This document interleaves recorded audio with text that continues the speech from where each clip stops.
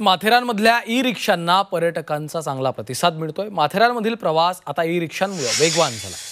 E रिक्षाच्या वापराने माथेरानकरांना फायदा होतो आहे। माथेरानमधील अमानवी हातरिक्षा इतिहास जमा झालाय।